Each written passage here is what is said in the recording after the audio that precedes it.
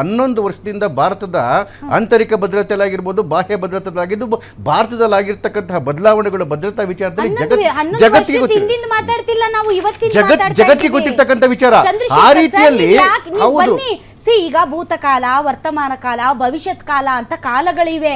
ನಾವು ಹಳೇದ್ರಲ್ಲೇ ಇದ್ರೆ ಯಾವಾಗ ನಿಮ್ಮ ಮೈಂಡ್ ಸೆಟ್ ನಮ್ಮ ಸೈನ್ಯನ ಟೀಕೆ ಮಾಡ್ತೇನೆ ನೀವು ಮಾಡ್ಕೊಳ್ಳಿ, ನಾನು ಕಾಮೆಂಟ್ ಮಾಡಲ್ಲ ರೀ.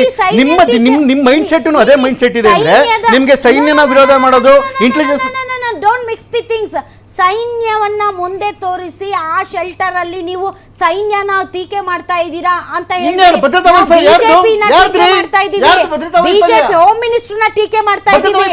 ಹೌದು, ಅಲ್ಲ ರೀ, ನಾಳೆ ಬೆಂಗಳೂರಲ್ಲಿ ಬಾಂಬ್ ಬ್ಲಾಸ್ಟ್ ಆದ್ರೆ, ಅಲ್ಲ ಬೆಂಗಳೂರಲ್ಲಿ ಬಾಂಬ್ ಬ್ಲಾಸ್ಟ್ ಆದ್ರೆ ನಾವು ಗೃಹ ಮಂತ್ರಿಗಳನ್ನ ಕೇಳಿದ್ರೆ, ಏಯ್ ನೀವು ನನ್ಗೆ ಯಾಕ್ರಿ ಕೇಳ್ತೀರಾ, ನೀವು ಹಂಗಾದ್ರೆ ಬೆಂಗಳೂರು ಪೊಲೀಸರನ್ನ ಟೀಕೆ ಮಾಡ್ತಾ ಇದ್ದೀರಿ ಅಂದ್ರೆ ಸುಮ್ನೆ ಕುತ್ಕೊಳ್ರಿ, ನಿಮ್ ಕೆಲಸ ಮಾಡಕ್ ಬಂದಿಲ್ಲ ಅಂತೀವಿ.